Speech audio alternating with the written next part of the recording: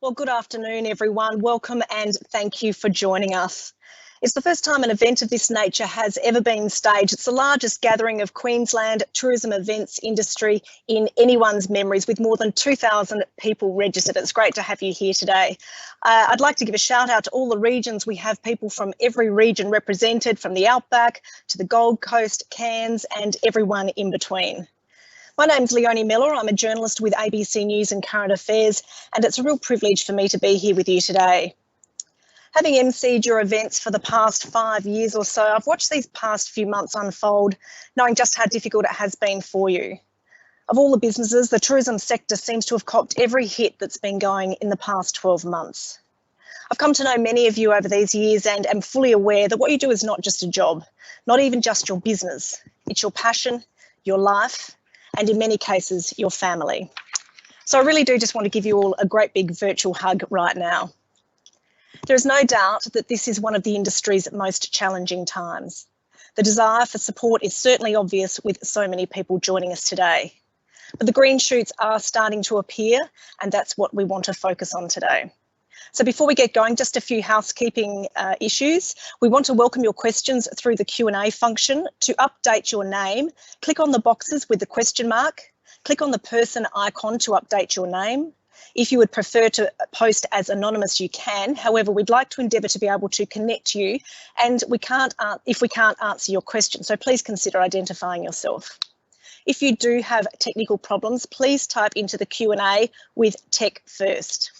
There is a large number of you and limited time, so we're not going to be able to ask every question to our presenters, but we do have a team backstage moderating questions. And it goes without saying that profanities and offensive statements or questions won't be published. We also won't be able to address questions that are very specific to one particular business. So if you still have these questions after hearing the presentations, please contact your destination team at TEQ, who can provide more personalised advice or escalate the question to the relevant department. Otherwise, your questions will flow through and you can show us which questions you'd really like answered by liking them. Isn't technology amazing? Attendees have also submitted questions when they registered, and there were many. These have been reviewed and grouped under the broader themes, which we will ask throughout today's sessions. And we'll hopefully provide guidance for a broad number of you. If your questions do go unanswered during this presentation, the TEQ team will endeavour to respond in an FAQ document to be distributed next week. We'll also be recording the session and we'll make the recording available as soon as we can. A link will be emailed to you through Eventbrite. Lastly, I know we have some media tuned in to hear this update and we welcome you. This is intended, however, as an industry-focused update, and we ask if you have any questions for the presenters, please contact their relevant media teams. Now, what you've all come to hear, I'd like to introduce our Minister for State Development, Tourism and Innovation, the Honourable Kate Jones, to give an idea of the Queensland Government's plans to support the industry. Over to you, Minister. Thank you so much, Leonie, and it's wonderful to see you, and it's wonderful to have more than 2,000 people from our industry coming together so we can continue to work together to recover from COVID-19. Of course, a number of you have asked for, I'm very pleased that joining us today is also Dr. Jeannette Young. She'll be addressing us earlier in the meeting and sort of talk us through how we've landed on the roadmap we have for reopening the economy, as well as Leanne Coddington, the CEO of Tourism Events Queensland, and Daniel Gschwind, and more importantly, all of the businesses that are out there that are really facing the brunt of this themselves. Firstly, can I just acknowledge the leadership role and the resilience of everyone in this industry during what is unprecedentedly tough times. Many of us finished last year knowing that we had record growth in tourism, record numbers of jobs, and it was a really exciting time coming into 2020, particularly with a number of new major air routes coming to fruition through our AFE funding, really kicking off this year. So to that end, it's been a devastating blow for all of us to see that the hard work that we have done together over the last 5 years has ground to a halt. We've lived through that, and now we are working together to see how we can best and safely open up Queensland's economy and the tourism economy again. And I do want to, Jeanette, I get the honour of sitting at numerous meetings with you every week as we go through that health advice, but I do want to acknowledge you and your team in front of these more than 2,000 people in the tourism industry, because that the fastest and quickest way for us to get back on our feet was by Queensland having a strong and decisive response to the virus in the first place. And because you have done that through you and the Premier's leadership, we are now able to have a discussion about recovery and opening up much sooner than we had anticipated in those early meetings at the end of January and February. I would also like to acknowledge the strong bipartisan approach that has been taken at a national level, with the Prime Minister and the Premier through the National Cabinet making very strong, decisive decisions to protect the interests of our country and our state. This has served us well, and as you would have seen in the last week, we have been able to release a roadmap, which I'm sure Jeannette will talk to, about how we open up businesses. So now the next stage is, how do we ensure that our businesses in the tourism industry are best placed to open up safely, and that we continue to work with you to do that. We also recognise that there has been a huge not only personal cost, but of course financial cost. And that's why, in addition to the work that's happened at National Cabinet, at a state level, we've invested now more than $1.5 billion through our COVID response recovery strategy, funding to support businesses. The tourism industry has said loud and clear from day one they wanted some payroll tax relief, and we've delivered. They've said very clearly they didn't want us to, with JobKeeper, they wanted to ensure that we did not take payroll tax from JobKeeper. That decision alone is a further $360 million investment in the businesses that we have here in Queensland.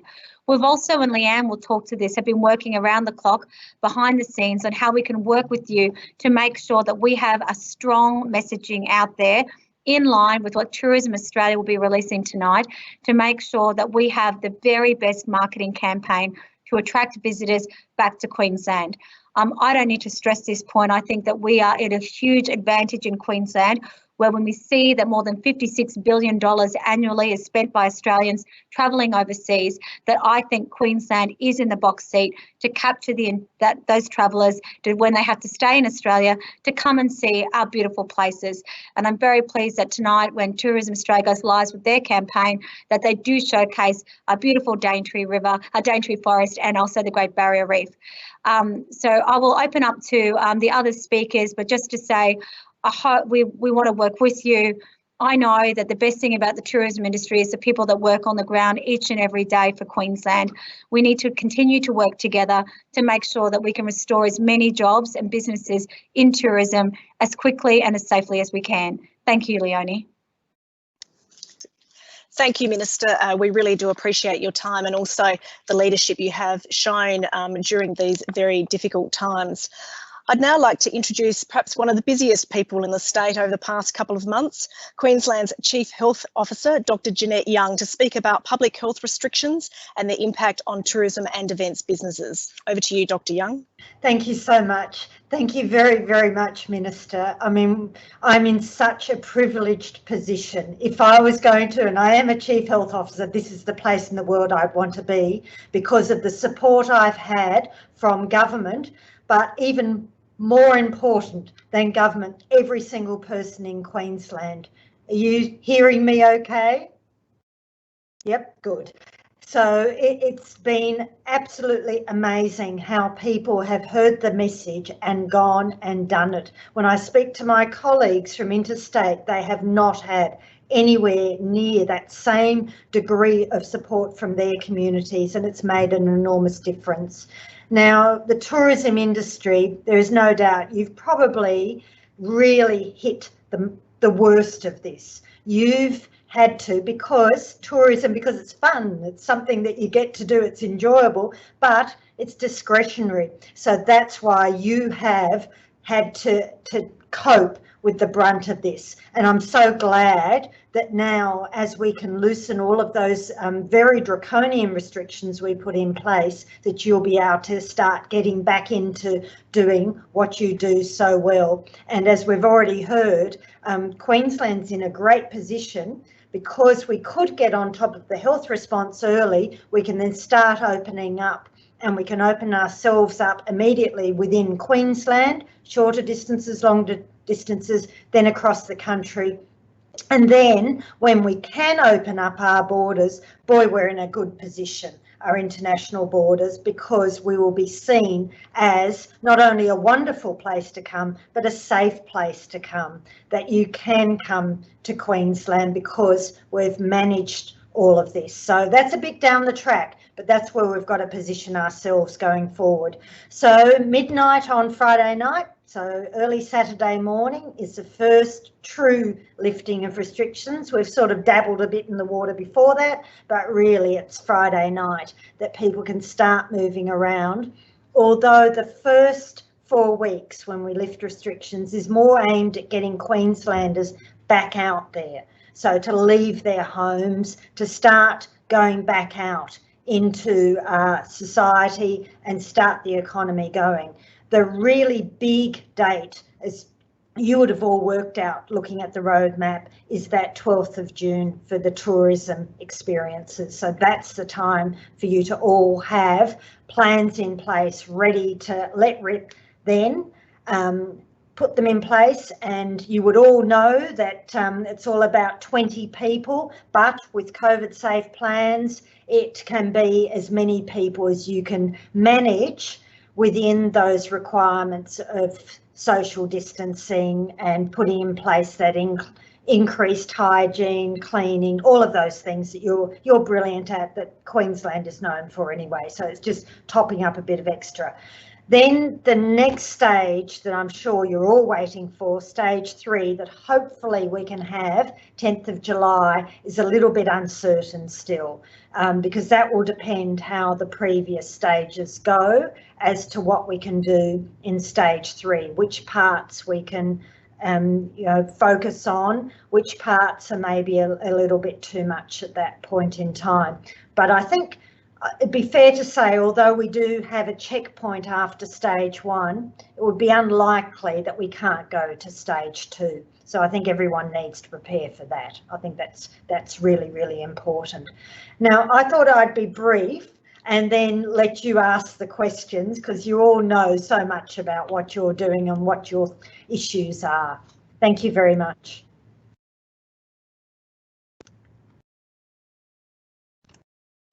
Great, thank you very much for that, Dr. Young, Queensland's Chief Health Officer, and there will be an opportunity for questions shortly. But first we'll go to the CEO of QTIC, Daniel Gschwind, who'll speak on one of the hottest topics this week, preparing COVID-safe plans to get back to business. Thank you, Daniel.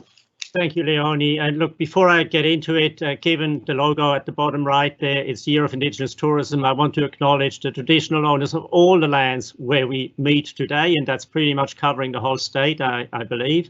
So it's very appropriate to acknowledge the many, many peoples who lived here before us and still live here today. So they're an important part of the tourism industry.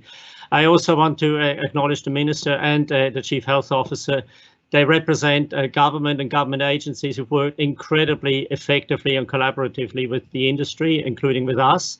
And I think if the way we got things done over the last 6 or 8 weeks are any indication, we're in a good place. And if we can shape the recovery with such speed and timeliness and effectiveness, then I think we will indeed come out of this looking pretty good. I don't think we've ever worked together any better than now. So thank you to all the government representatives on the phone now. So my topic here, yes, we are focused as an organisation. QTIC has been very focused with the limited resources we have on the things and areas where we can actually work practically and effectively for the industry to connect to that complex health environment that we're now working in and living in. And the 3 areas I want to talk about today are the business practice guidelines that we're working on, an online checklist that we'll make available, and then some online training issues. So if we go to the first topic first, the guidelines. So we have the Chief Health Officer with the health directives and all the guidelines that are being prepared from the government, from the Chief Health Officer's office. And we have engaged health professionals from Mater Health, and we'll add others to that, who are interpreting in a sense what these health directives mean for our industry. And they're shaping up as we speak, and they will be working over the weekend, I can assure you. They will be shaping up guiding principles for the tourism industry that are relevant to meet the Chief Health Officer's expectations, with the intent, of course, to give Jeannette, Dr. Young, the confidence to give more flexibility to the tourism industry as we go through stage 2 and 3 and beyond of this process. So that's what we're doing at the moment. They are then also preparing sector-specific schedules that interpret those rules again for the many settings in our industry: accommodation, restaurants, transport, marine operations, and so on. And to inform that, we have already called for and received from many of you sector-specific plans that are being prepared or drafted, and we're providing them all to the health professionals, and they're putting that together in a coherent framework. So individual businesses will then be able to match their own plans, which they will be responsible for, with the sector schedules and the general principles that will assure them, the businesses, that they're within the scope of what the Chief Health Officer expects of us as an industry. We have to remember, we have to bring the whole industry along. A visitor who comes here will be exposed to many businesses, and we have to make sure that wherever they go, whatever they do, they're as safe as they possibly can be, and they, as customers, are reassured, and the government is reassured that we're looking after them. Going to the next slide, the second stream of what we're working on. If we can have the second slide, please. We're working on a national checklist that allows businesses to use an online tool to go through the most important parts of the requirements for each state and nationally. It's developed on the basis of our quality tourism platform, quality tourism framework platform, which is the host technology for the tourism awards, the accreditation programs, the star rating program. So every business, whether you're currently part of these programs or not, can for free access that platform from next week. And it will guide you through a checklist that is consistent with what's expected in Queensland and consistent with what national guidelines are out there, and it'll link you to resources that make it perhaps easier to develop your individual business plans and health plans. It will also then, once you have completed that, give you access to a national logo, which is being launched today or tomorrow. And that will reassure customers that your business has followed the rules and is doing what is necessary within the business to keep customers safe. And if we go to the next slide, you'll see the logo that will be available to all businesses. And that's a national logo. It's not a state-based specific, but it'll certainly reassure consumers generally that traveling is safe. And I think we have a bit of a job on our hand to do that in the next few weeks and months, because the concern about safety is certainly at the top of the list now for many people. So we will want to contribute that to make sure that consumers are reassured. And if we go to the last slide, the third and final part of what I want to talk about, that is the online training modules that we will put out there and are being put out there to help staff in particular to deal with this. Already, we know from the directives from the Chief Health Officer that restaurants and cafes must go through a mandatory training module that TAFE will launch today or tomorrow, I believe, or very soon anyhow. So all cafe and restaurant staff will have to go through that mandatory online training, but we will make available additional training. We had a plan to launch the micro-credentialing program anyhow with 400 skill sets, a free program, and those skill sets will now be augmented with a COVID-safe module as well. And the presentation has disappeared from my screen, so I can't see it, but I assume we've gone through it. Any information and access to any of these resources, go to our website, qtic.com.au, and send us emails if you have any questions. We're happy to answer them. Thank you. Great, thank you very much for that, Daniel Gschwind. We appreciate your insights there. We'll go now to questions because I realise this is a great opportunity for those of you tuned in to get the answers that you are seeking. As I mentioned earlier, several questions have been submitted with registrations, but you can also submit questions online after hearing from those presenters. The first question I'd like to ask is to Minister Kate Jones. Minister, it's widely acknowledged that the tourism industry, and in particular Queensland's tourism industry, is one of the hardest hit segments of the economy through this crisis. There were many questions asking what support the Queensland Government is providing to tourism operators and event organisers. Everything from marketing, funding, support to get business back up on their feet, to upskill businesses to be more resilient. So, Minister, can you tell us how the Government has been and will support tourism and events businesses around the state?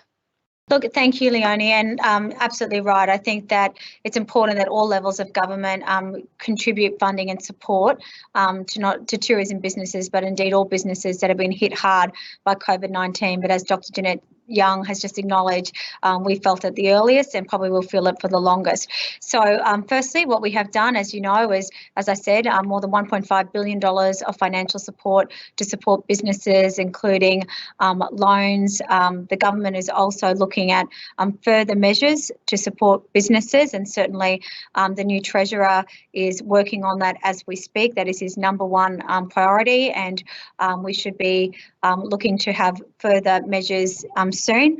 In addition to that, we've also made sure that we have focused our effort very much on the domestic market given the restrictions that are in place. So when Leanne does her presentation, you will see how even though people haven't been able to travel, we've been working really hard to make sure that as those restrictions are lifted, we are ready to go into markets with very strong marketing campaigns. So that work will continue as we see those restrictions lifting into the future.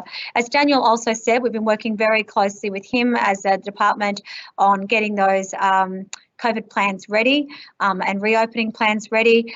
We've also been working with the Department of Health and coordinating that. We will continue to provide funding support to help businesses as they go from being in this hibernated state into reopening, and this will continue to be done in a collaborative fashion, both with our regional tourism organisation networks, and I do want to give a shout out to all of the RTOs that have been meeting with us weekly throughout this crisis, as well as TEQ, and making sure that we get those messages right. I think that Queensland, as I said, is in a unique position to capitalise on the future, and that's why already funding that we would normally spend on international marketing funding we'd normally spend through aviation attraction, and some of you already mentioned this to me about moving towards that funding being for domestic activity.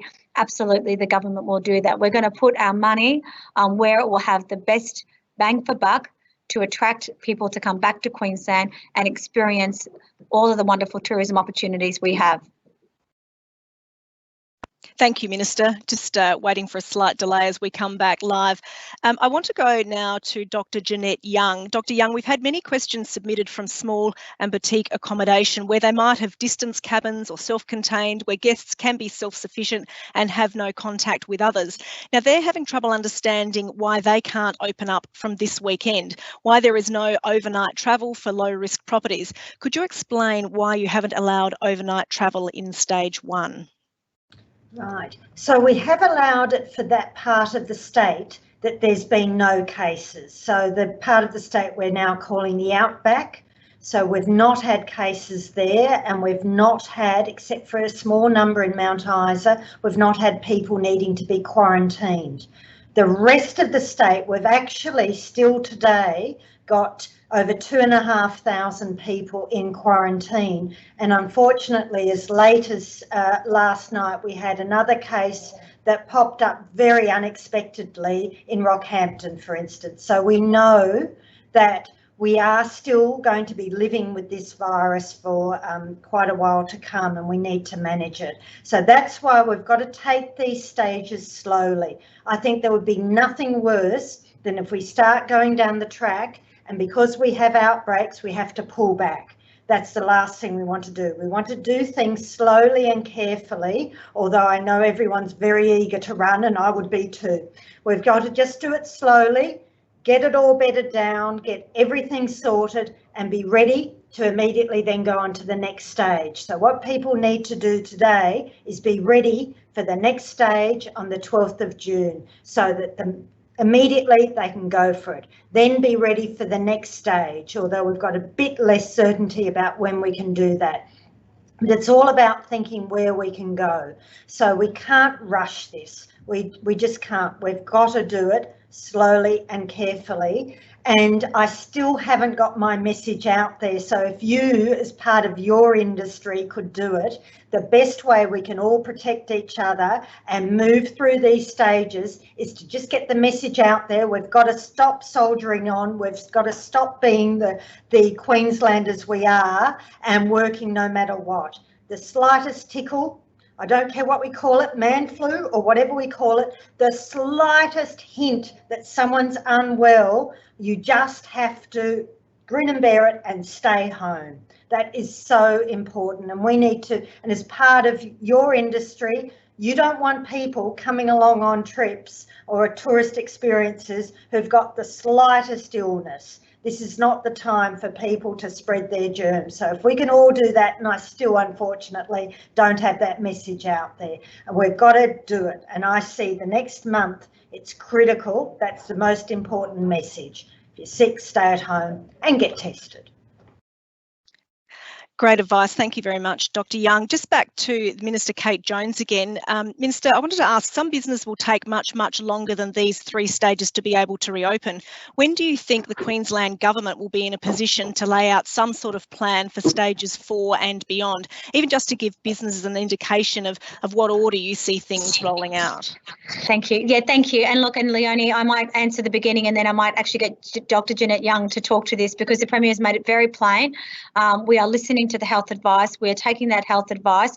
The last thing we want to see is what we've seen in a number of countries now, the reopening of the economy, only to turn around to have to shut it down. That is going to cause more disruption and job losses than taking a pragmatic approach. Having said that, as you've heard, very clear in our thinking, and what Dr. Jeannette Young has been able to do is ensure that we will be able to have businesses open for the school holidays. We were very cognizant that if it was safe to do so, from day one, we wanted the opportunity that businesses could use the June, July school holidays to do so. In relation to some businesses, in particular major events, and I know events have been really hurting, and there's so many amazing events that we haven't been able to do this year. I know Tourism Events Queensland has been working with all of our events proponents to work with them through that process. In addition, the Premier herself had a meeting with me and a number of our major theme park operators, including Australia Zoo, Dreamworld and the Movie World Village Roadshow Group, where we recognise that they are in a different category because of the size and scale they need to open at to be a viable business. So through the work that we're doing with Daniel Gschwind and QTIC, we recognise that there are some businesses that will be able to scale up faster than others, and the commitment we've made through QTIC and the work we're doing with Dr. Steer through to Dr. Jeannette Young is actually to ensure that we can bring, by having those clear COVID plans, that we can actually open businesses as soon as possible safely. So Dr. Jeannette Young, would you like to add to that? And once again, thank you for your timely response with a number of those plans that we've already provided to you. Yes, so this is so hard. We've sort of, at a national level, in AHPPC, the Australian Health Protection Principal Committee that I'm Queensland's representative on, we did look at beyond stage 3, but in the end there were so many hypotheticals, so many unknowns, that it just didn't make sense to keep on working through those. We essentially have to look at how we go with this first stage. This first stage is the first real relaxation.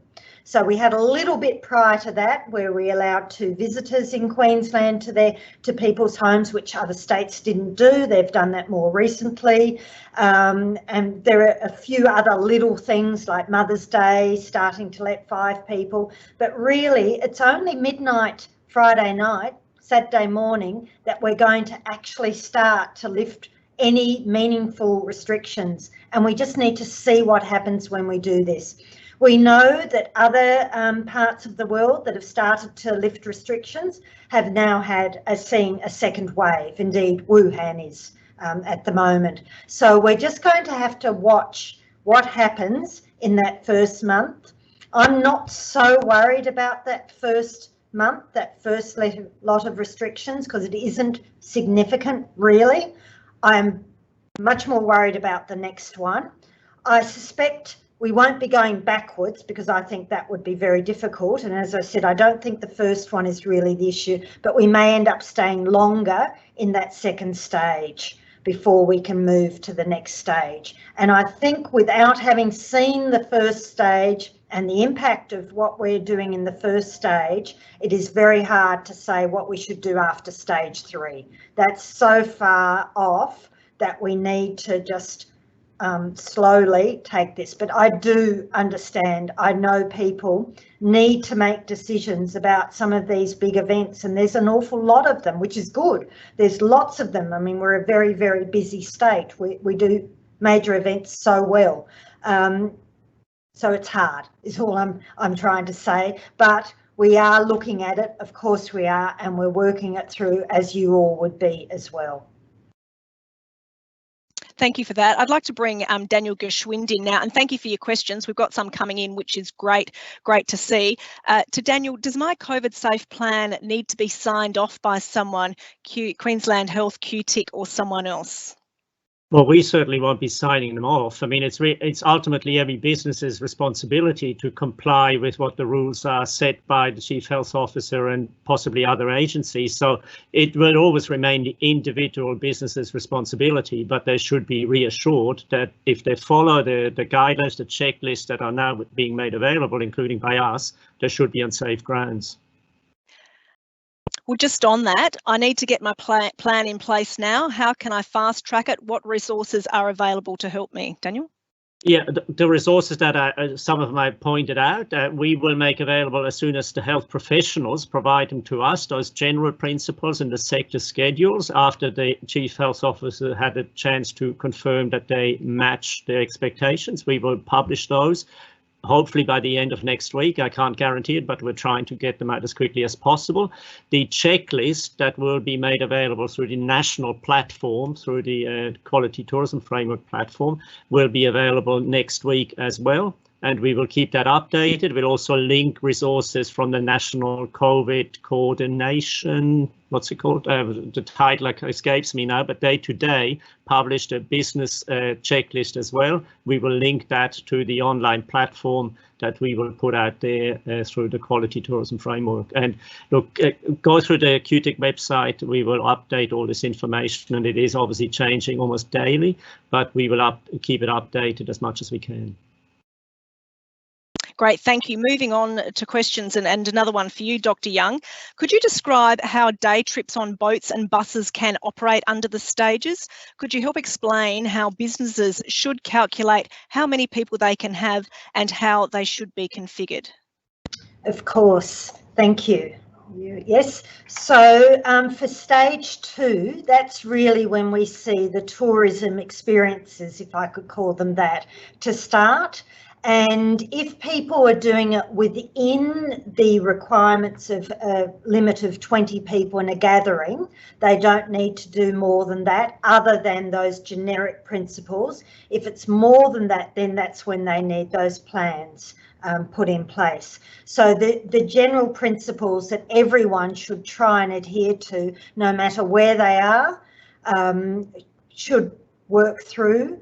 So that's keeping that 1.5 metre distance. Now that's not always possible, of course, in a bus or in a boat, so they need to work out how else they can manage that. Similarly, the 1 person per 4 square metres, that's another one that's not always possible. But that's where people should be aiming for.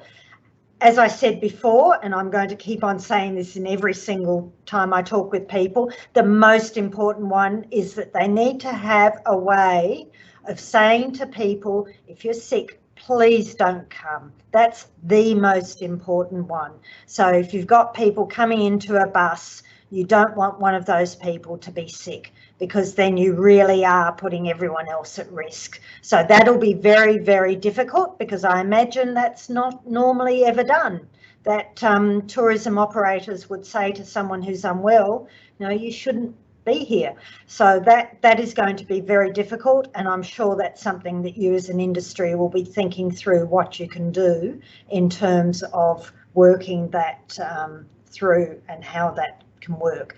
So then the other things is we've now got plenty of alcohol gel for hand sanitizing now. So we can have that available.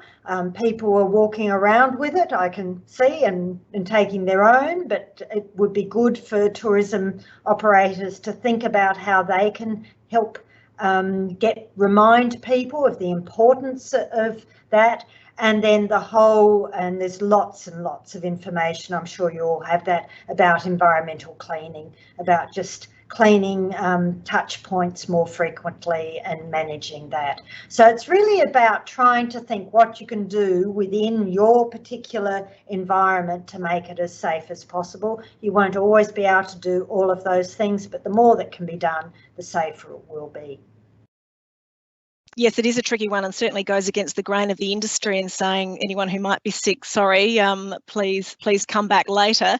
Daniel Gschwind, any advice on that? And also, will you be offering one-to-one advice to assist businesses with complex plans? Well, look, we're happy to receive anyone's ideas or questions. I mean, we will compile a sort of a frequently asked questions, although, you know, we may be tens of thousands of individual businesses with individual problems. There are consistent issues that arise. So as the questions come into us, we will compile those frequently asked questions, and more importantly the answers, and make them available. And you know, if it is a really major issue that affects many businesses or a sector, we will certainly we're willing to seek further health advice from our professionals and support the industry as best as we can. It's all a question of resources. So back to Dr. Young, when do you foresee that you might be in a position to provide any advice on a timeline for events? Will events, stage shows, trade shows be reintroduced in a stage process, for example, outdoor first, followed by indoor, 1,000, 10,000, then more? Can you lay out some idea on how you see this unfolding? Unfortunately, it really depends how we go over the next month or two. But a lot of those things, of course, are on the table, starting with smaller events before going to larger ones, looking at outdoors, indoors, all of those sorts of things. But indoors can be safe as well. If you maintain those numbers, depends what you're doing indoors. That sometimes those events can be safer than outdoors, where it's harder in many cases to go and maintain that distancing. So it's not necessarily that outdoors is safer than indoors. It all depends about how you can organise things and manage them.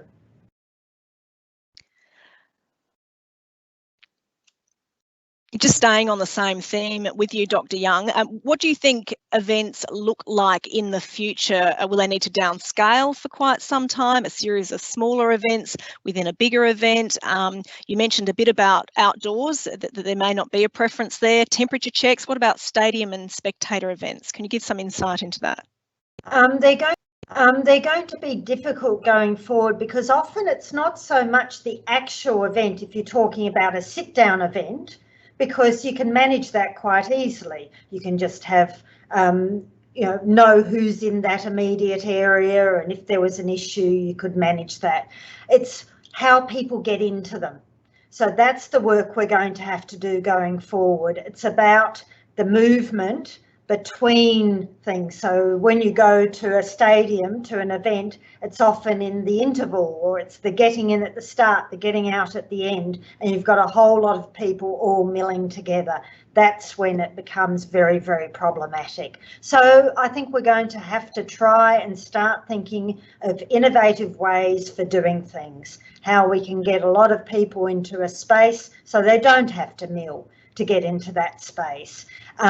We know that the COVID app will help us down the track. If enough people download it, then that will help us in terms of contact tracing someone who's been next to someone else for 15 minutes or more. So there are things that we can do as we go forward, and I actually see these next 2 months as our period to really start thinking of all of those very innovative ways that we can do things so that we can keep people safe. And as soon as we've got all of those ideas and those plans, then we can start managing them as we go forward. And as you would see, stage 3 is about gatherings of 100 people and how we can do that safely. And maybe events going forward, instead of being focused on one place, so when you go to the Carnival of Flowers, if I could use that one, instead of all going to one place where all the stalls are and what's happening, you spread them all out and have them through a whole city instead of just one location. So I'm sure that people will come up with really great ideas going forward. Well, I've got you, Jeannette Young. Can you talk us through why, other than the outback regions of Queensland that haven't had any cases for weeks, couldn't open up quicker? Yes, unfortunately, I feel like I've been doing that one all day today. We just got a case out of the blue that no one expected in Rockhampton, and it's caused an absolute furore, and we're sorting it all out, and we've got all those systems and we can do all that. But it was just a reminder that we don't know where our next case is going to come from in Queensland. We've got some protection with the outback area because there are limits on people going in and out of that outback area. You just can't do that for most of the state. When you look at Rockhampton or Townsville or Cairns, they're massive cities and they are the resource for a significant part of rural and regional Queensland. So you can't close down those areas and say there's been no cases, so there will be no cases going forward. Of course there'll be cases there. We know that. Today, throughout our state, except in that western part, we've got over 2,500 people in quarantine. They're in quarantine because they might become a case. So we know we can't just say a part of the state is safe and it can go back to, you know, as much as possible normal business. We can't do that. We've got to protect our state and methodically, carefully, cautiously, which is very, very hard, go forward. We can't undo all of the great work that Queenslanders have done till now. We've got to get ourselves in the right place so we can just keep moving forward. No one wants to go backwards. Yes, great advice. Look, thank you very much for that, Dr. Young. I'd also like to thank Minister Kate Jones, Dr. Jeannette Young and Daniel Gschwind. Some very good advice there, and also, I guess, a really timely reminder with that latest case in Rockhampton. I'd like to move forward to the next stage of the program now and introduce you to the Chief Executive Officer of TEQ, Leanne Coddington. She's going to speak about TEQ's road ahead and the strategic approach to marketing Queensland in the immediate and medium term. Over to you, Leanne. Hi, Leonie, and thank you so much for the great work you've done already this afternoon. Thanks to the Minister and to Dr. Young and to Daniel for sharing all that amazing input for us to help us understand how we can be ready to welcome our visitors when they're ready to come to us. So I just want to spend a little bit of time talking, giving you a bit of an overview of the impacts that we've already seen across the state from a tourism and events perspective.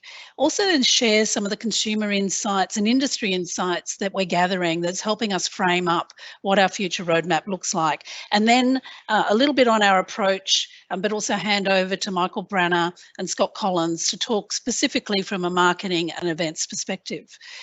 Many of you know this, all of you are living it every day, but just at a macro level, we're estimating the impact of COVID-19 on Queensland to affect our overnight visitor expenditure from anywhere between $6.5 to $9.4 billion.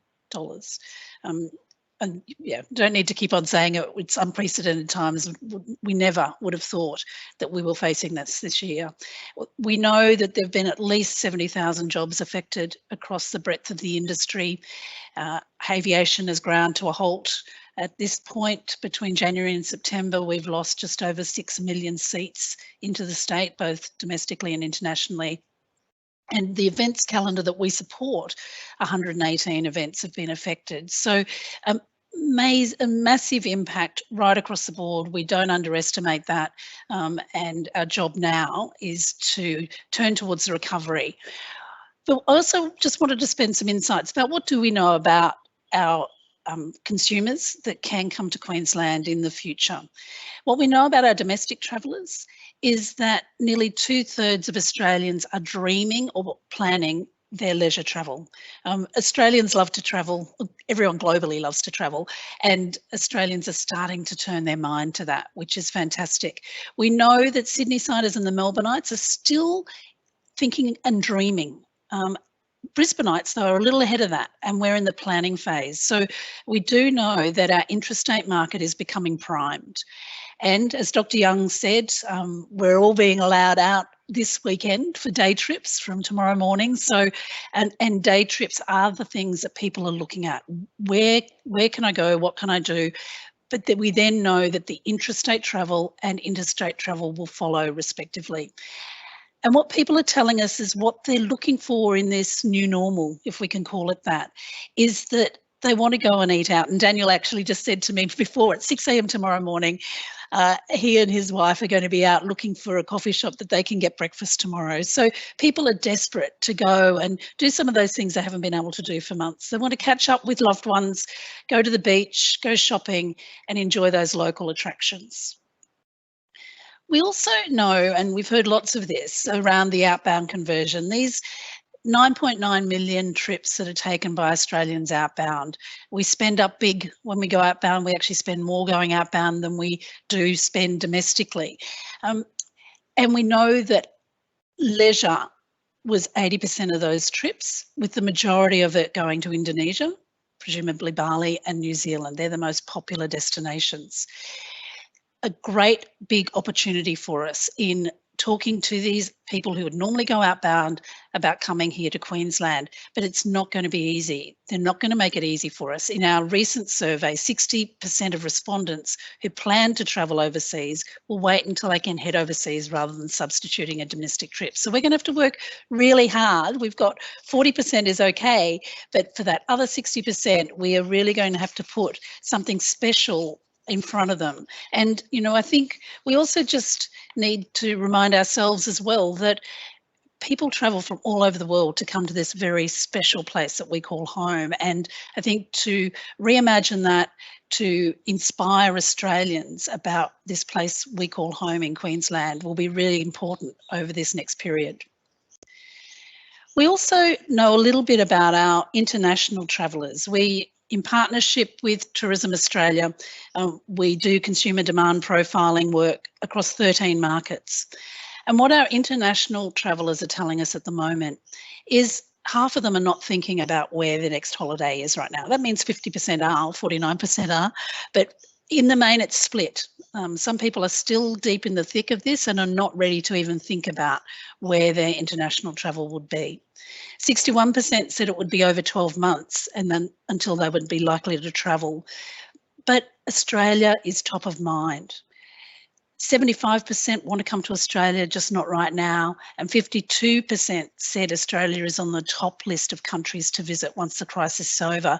And I think we can't underestimate the work that Dr. Young and then the work that Daniel and across industry will do in ensuring we're COVID safe. That safety message, whilst historically it's always been an underlying message, people have seen Australia to be a safe and secure nation. It's going to be really important now that we can demonstrate that to people so they have confidence that this is a really good place to come to. We also know that community sentiment will play a key role in being ready to welcome visitors. Pre-COVID, in the studies that we do regularly across our social listening and our sentiment work across the community, we know that 89% of locals agreed that tourism provides important economic benefits to them. But 73% of locals also agreed that tourism makes local residents feel proud of their town. So we know how important having the community on side is to delivering a fantastic tourism experience to our visitors. So therefore, post-COVID, we need to ensure that our communities are ready and feel safe to welcome visitors back to their towns. And we know that that's not consistent across Queensland. We know that there are towns who are really desperate to get visitors back straight away, and there are others that are still taking some time. Who, as Dr. Young said, there are communities who have not been exposed to COVID, and the last thing that they want right now is for COVID coming into their communities.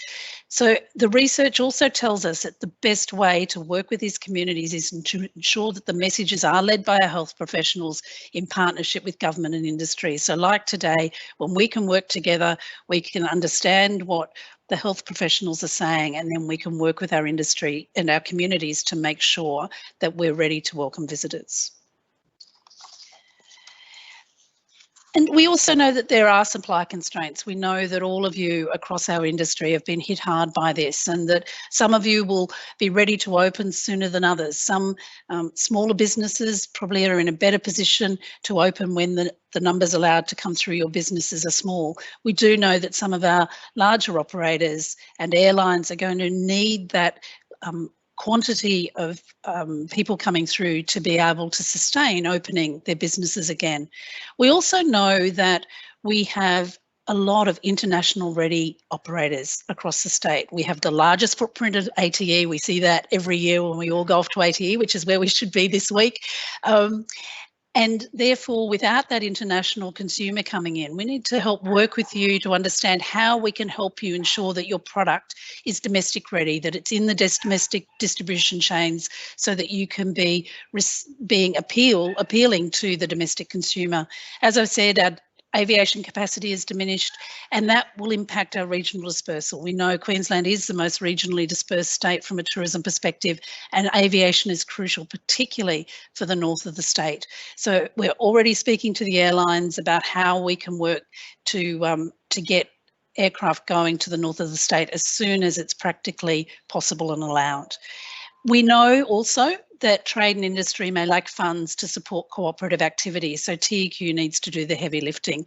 We know that some of our RTO partners have had to pull back in their trade work in the international markets because of the budget constraints we all face. So again, we know that we need to do the heavy lifting, and we'll take a leadership role there and work with you, with the regional tourism organisations, to ensure we're in a really strong place when our borders do reopen. And we'll be working really hard with those trade partners to leverage all of their assets. We're talking to every trade partner we possibly can to work out how we can work with them in our campaign activity going forward. We know that leading into the shutdown, particularly in domestic, we were doing some really great work in what we call reverse co-op with the airline partners, where they would give us a sharp fare, we'd put that into our market activity and put that out through all of our channels, because the airlines at that point didn't have the marketing capacity to be able to do that work. And that was working really well for us. We were seeing year-on-year growth back in March before, unfortunately, we had to shut all that down. So TEQ will continue to work with QTIC and the industry to communicate to consumers that we're COVID safe at the right time. As Daniel said, there's a whole process being put in place there. There's a logo that's been developed, and we're working with ATDW to work through a process so that when you are COVID safe, when you have a plan in place and you've got that accreditation logo, that you'll be able to load that onto your ATDW listing, and that will then be able to come through that process. So we're in discussions with ATDW now as to how that can happen, and as soon as we have that information at hand, we'll share that with you as well. So just to probably what seems straightforward to everyone, the recovery phase is a little like unpeeling the onion. Day trips start this weekend or tomorrow morning. We then move into intrastate and interstate travel, and we really do see the majority of the next 12 months focused in on that domestic travel market. And converting those outbounders to come and stay here. As the New Zealand borders open, we'll be ready to go there. That we will be ready to get that very big New Zealand market that loves Queensland. They nearly know Queensland as well as we know Queensland, and we'll be enticing them to come back and visit. And then towards the end of next financial year, towards the middle of next year, maybe sooner if we're lucky, but towards that time, we'll be ready and we'll work with our international markets consistently, but we'll be ready to go aggressively back into those markets as the borders open. Finally, before I hand over to Michael, I just wanted to illustrate the pillars that we're working to. I've spoken to these before, so I won't go into a lot of detail here, but these are the areas that we are focused in on, ensuring that we're communicating with you, but both ways. Unfortunately, today is pretty much one way with a few questions, but we will have a series of events over coming weeks where we're able to ensure that we're talking to you, but also getting your feedback about what's going on in your business and ensuring the work that we're doing is delivering on your needs.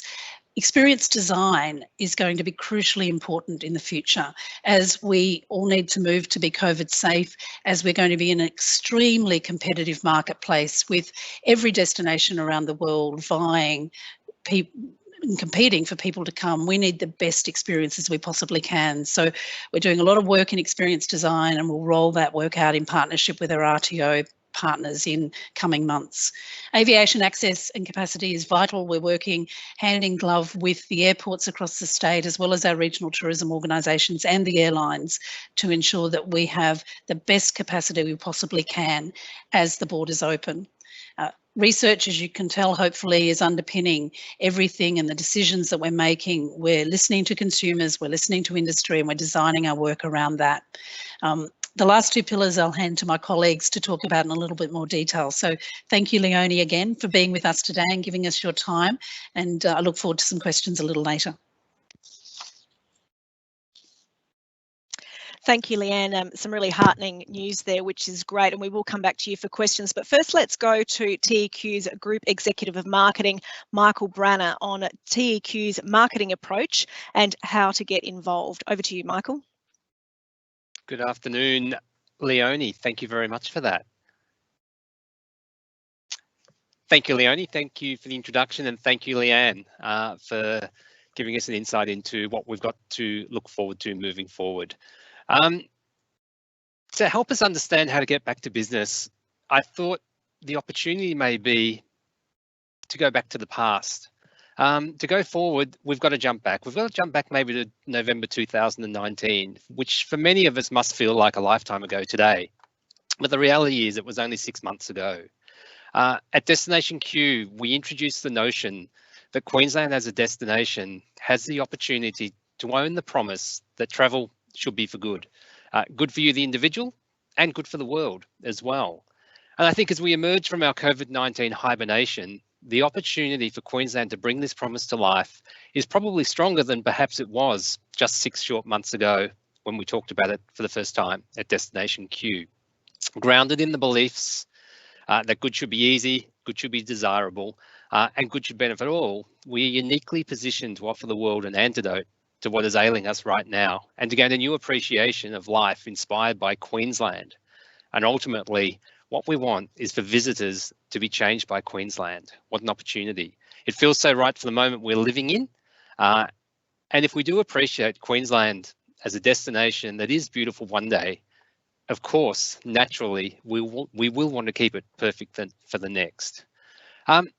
That's where we've been. That's where we have been spending the last 6 months focusing our energy on, is how do we bring that new brand promise to life? We've had to pause. It was sadness that back in March, we paused all of our paid and campaign-based marketing activity. With the escalation of COVID-19 and health advice changing to a do not travel message, we were without choice. We had to stop. But that hasn't, however, meant not doing anything at all. What immediately became apparent to us as we found ourselves confined to home was that all around us, Queensland's nature and Queensland's spirit continued to thrive. And we wanted to bring that to life. And we set about a program of work to focus in on that. From blue tiger butterfly migrations to rare, ornate eagle race sightings, sunrises at Burleigh to sunsets in the outback, yoga on Vlasov Cay, and we cooked up spanner crab fried rice with Matt Sinclair on the Sunshine Coast, showing the world how, no matter what was going on, Queensland was this unique destination anchored in nature and anchored in spirit that continued to thrive. And we've been taking this time to tell that story of Queensland's resilient spirit. This inspiring content has been seen by millions of would-be travellers across the globe. But now the time has come. The momentum has shifted to really what we need to do to steer Queensland towards a powerful recovery. And it's clear that there are certain things we need to be focused on to ensure that. First of all, it's doing whatever it takes to hold on to our share of the market and look for opportunities to grow it at a time where we will be constrained by such things as domestic and international border restrictions. Warm weather, sunshine, open spaces, pristine nature, and welcoming hosts are exactly what travellers are going to be looking for though. So we've got an advantage. And our research tells us, as Leanne highlighted, that 69% of Australians are intending to take a holiday once restrictions are lifted. And these domestic travel intenders are going to be our primary target for the future. Again, to be successful, we need a really strong brand Queensland. We need to position Queensland as the destination of choice for Australian holiday travellers. We have got what Australians want, but we can't be complacent about it, and we have to be bold in telling that story. Again, you know, the research tells us that we're in a really good position to do this, but it's going to be a very competitive position when it comes to where Australians will look to holiday when restrictions are lifted. The last thing we want to do is bring a knife to a gunfight when it comes to the marketing battle out there. So we are going to have to work together. We are going to have to be cohesive and united in effort if we want Queensland to be top of mind and that destination of choice for travellers. It's also going to be important for us to recognise that the needs of consumers have changed significantly in past weeks, and we're going to have to meet these new needs to be successful as well. I don't know how you feel, but when I talk to my family, my friends, be it here in Queensland, interstate, we all talk about the fact that it's been a bit of a wake-up call for Australians. And as such, you know, we are truly considering what we want out of life. We're reevaluating how we've been living, and ultimately we're looking for a new and better future. It's not necessarily about a return back to life as normal. It is actually about a better future. And again, when we did some research recently, 2/3, 2 in every 3 Australians indicated that this is the reset that we needed to have, which is quite an interesting way of looking at this. But with this reset and change consumer needs comes a new set of requirements as well that as an industry, we're going to have to adapt to. As we've talked previously, having a COVID-safe plan is a necessity to get going again, and it will become the trust mark that travellers will look for when making their travel decisions. It's got to be there. And for a while, self-drive will be the preferred mode of transport for many. The car trip is now seen as one of the best ways of getting away. And again, yeah, Queensland is beautifully placed to be able to take advantage of that. Why will people travel? They're going to travel to reconnect with family or friends. That's going to be the primary reason in many instances. You know, we've missed them. We want to reconnect with them. That may be a trip to visit them, or that may just be a trip with them. But that whole idea of reconnection and re-establishment of those relationships is coming through really strongly in everything we see about why people will be looking to travel into the future. But finally, to win, we're going to all need to work as a connected tourism ecosystem. Industry, our trade partners, government, LTOs, RTOs, QTIC, TEQ, and Tourism Australia, working side by side as a cohesive industry, connecting as we try and convert consumers across all the different channels and through the funnel is going to be paramount and more important than ever. The more broken apart we are, the more disconnected we are, the chances of being successful start to diminish. So a lot of our work is going into how do we connect all of this? And I'll talk to you about one initiative that we've put in place to do so in a couple of minutes. But a real positive for us is that we will be supported by Tourism Australia in the domestic market. And we can start to see that coming to life tonight and over the course of the weekend with the Live from Oz project commencing. Starts tonight with a dedicated edition of Channel 10's popular program, The Project, focused on tourism. 7 p.m. this evening, Channel 10, also airing in New Zealand. It's a great way that we can start to get that message out there that Australia is an incredible destination and Australians need to get out there and explore it.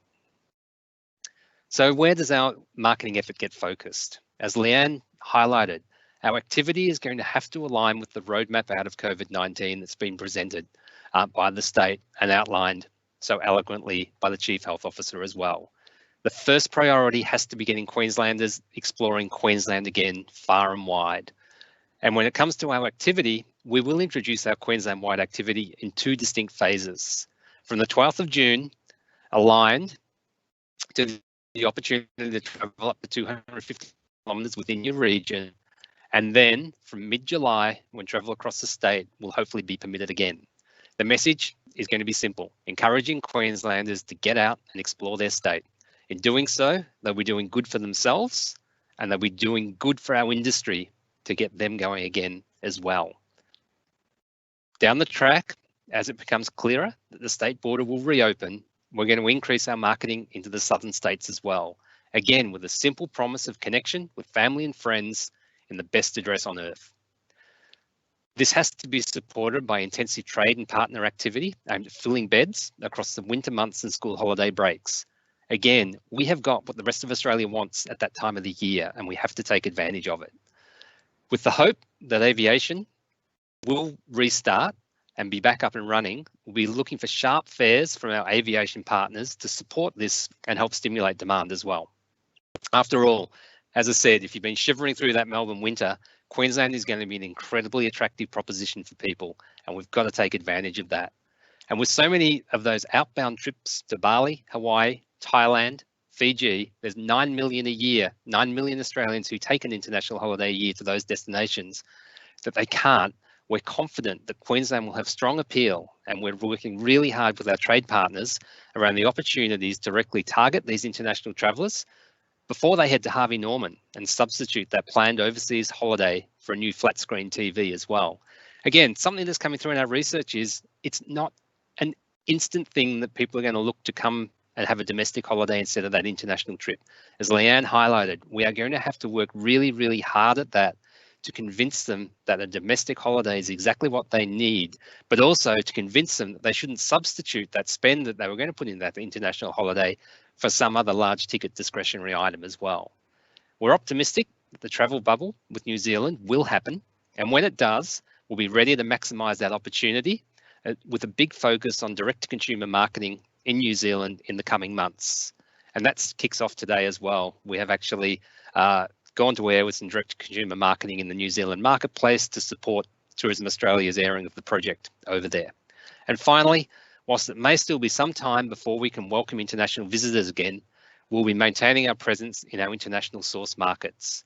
The emphasis in those markets will be on maintaining relationships with our key trade partners, rebuilding aviation capacity, and intelligently targeting those traveller segments who are still open to the idea of international travel when conditions allow.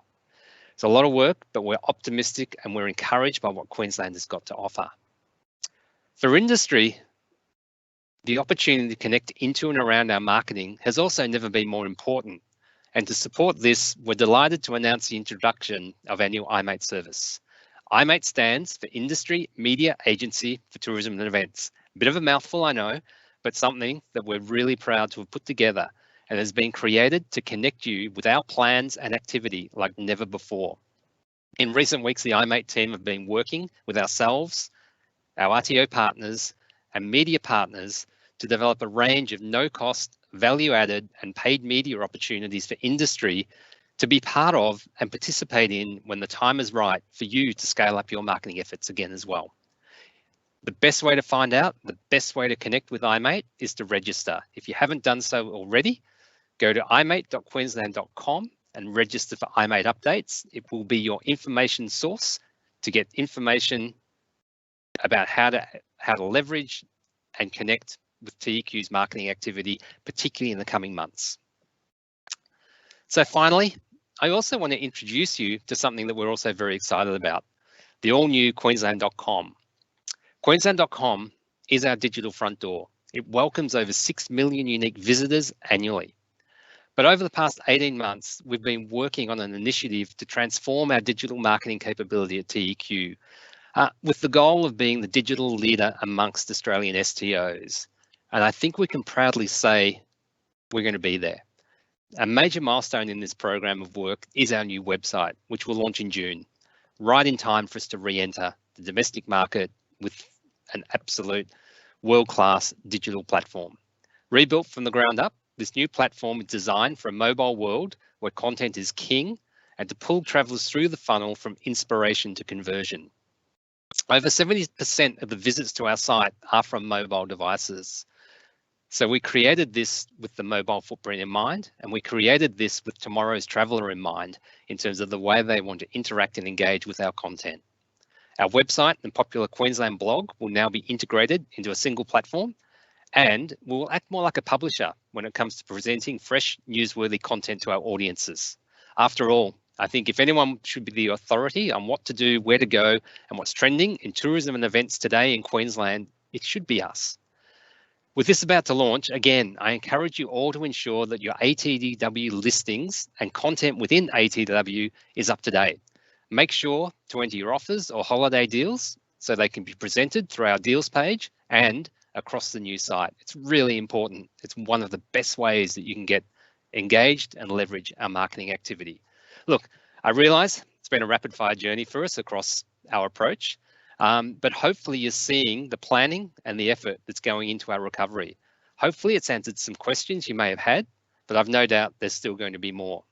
The situation we are in is still fluid, and our plans are continuing to change with that. You'd be amazed the number of times we've had a plan in place and we've had to basically get some news about the restrictions lifting, changing, different dates occurring, and we had to go back and change. That is the new normal for us. So we'll do our best to keep you across these changes and announcements with respect to more detail about the plans as they come to life and as we begin to roll them out.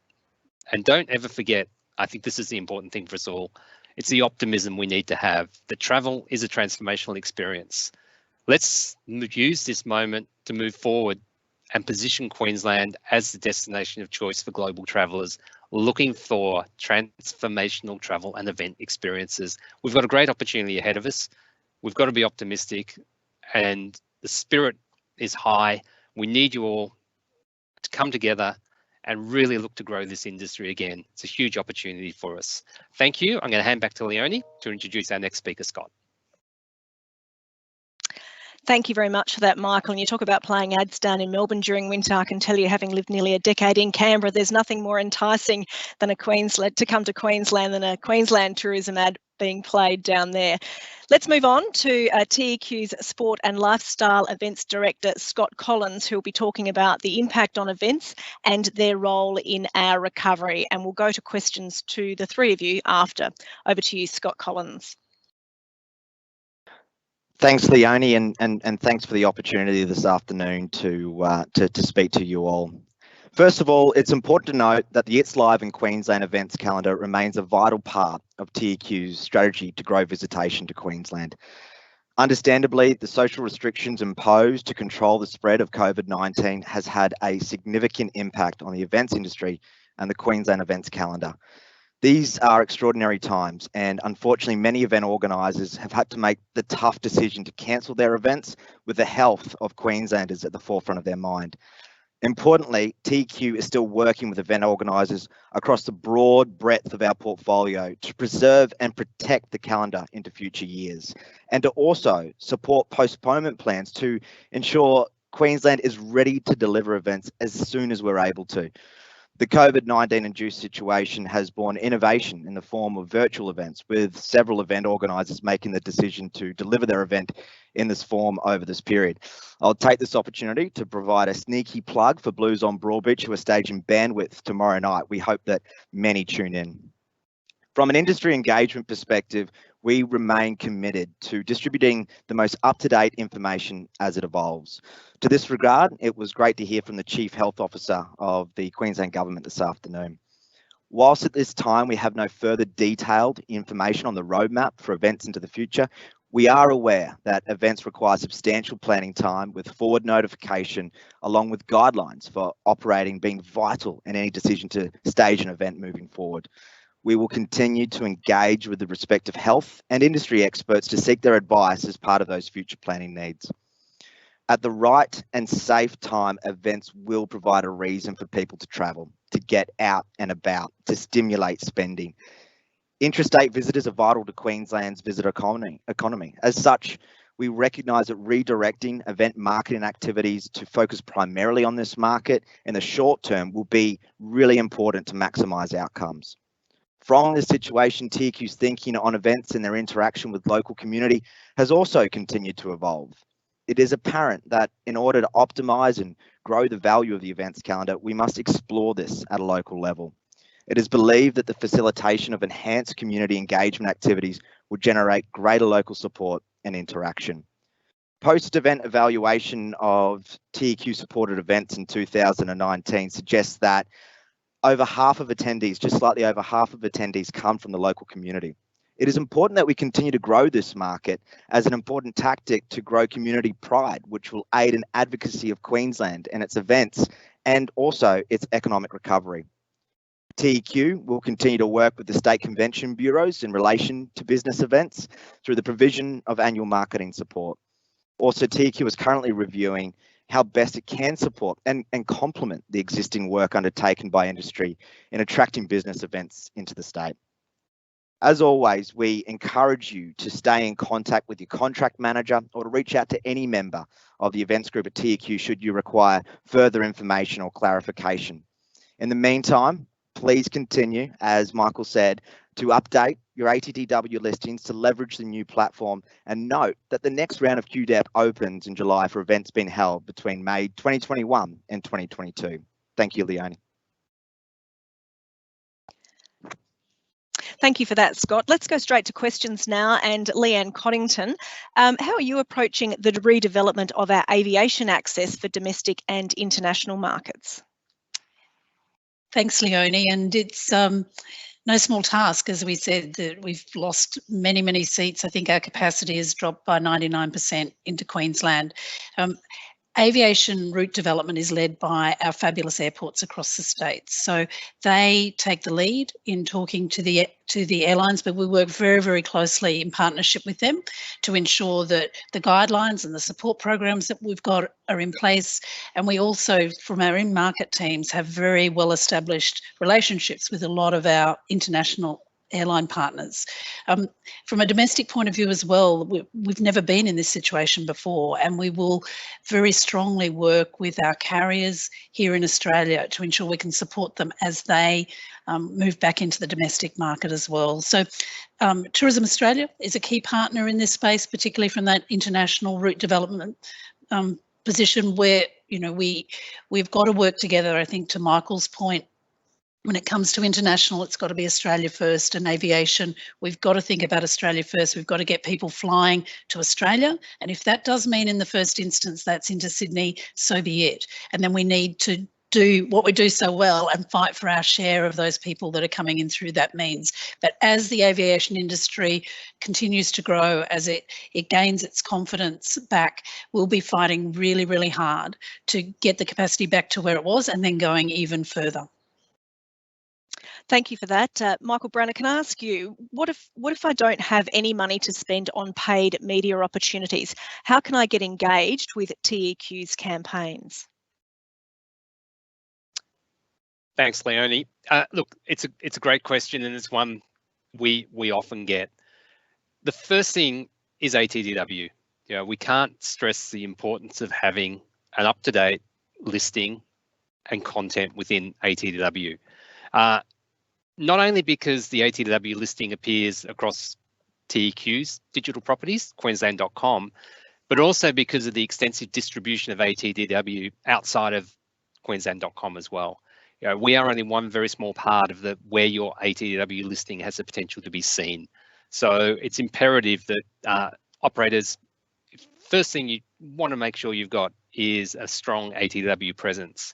And it's also important to make sure that any relevant offers or deals have also been uploaded via the ATTW system as well. Coming out of COVID-19, coming back into the marketplace, we know that, you know, people are going to be sensitive to offers and deals. We don't want our destination or any other destination to be seen as a place where it's all about discounting, but how can we use offers and value add to attract tourists back to our destination is a really important thing to consider, and something we really want you all as operators to consider as well, particularly as you work with ourselves and your RTO partners in respect to that. The other thing to do is content. You know, don't forget the importance of organic content in terms of how to maximize reach without money through social channels, through search, through SEO optimization, and all the different ways that you can do the optimization of your own individual content. It's one of the free choices we have out there, and it's one of those great opportunities we have out there, which is to really use content as a platform. People search, and if your content is searchable and findable, then you've got a great opportunity to have it seen. A couple of things I'd recommend. Fantastic. Many thanks for that, Michael. We're going to leave the questions there. Thank you to Leanne Coddington, Michael Branner and Scott Collins. I want to thank you all for your questions too. We received many likes on the comments relating to moving Brisbane's public holiday to Friday the 14th of August. Now, this isn't something we can answer today as much as I'd vouch for that, but we acknowledge exactly how popular the idea is, and we'll certainly pass it on. There are also lots of similar questions today, so as part of the moderation process we weren't able to publish them all, but please note that they have been captured and TEQ is aiming to provide an FAQ doc as soon as possible to address those questions. We also wanted to recognise the many questions on how social distancing works in limited spaces like buses and boats. We didn't have time to go back to Dr. Young live to clarify, but we will seek her guidance and share with you as soon as we can. So thank you very much for your time today. What an incredible lineup of speakers. I'd like to really thank them all. The Honourable Kate Jones, Tourism Minister, the State's Chief Health Officer, Dr. Jeannette Young, Leanne Coddington, the Chief Executive Officer of Tourism Events Queensland, Daniel Gschwind, the CEO of QTIC, Michael Branner, who you just heard, the Chief Executive Marketing, Tourism and Events, and Scott Collins, Sport and Lifestyle Events Director for TEQ as well. So I hope that gives you some thoughts about what's ahead and also some inspiration for you and your business. I'd encourage you to reach out to TEQ's destination teams with further questions. They can direct you the right way if you don't know who to ask. There will also be a post-event survey where we encourage you to let us know if you enjoyed this event, what things you'd like to see more of in future. So thank you very much for your time today on this Friday afternoon. For those of you opening your doors tomorrow, I can't wait, and I wish you all the very best. Thank you for your time today.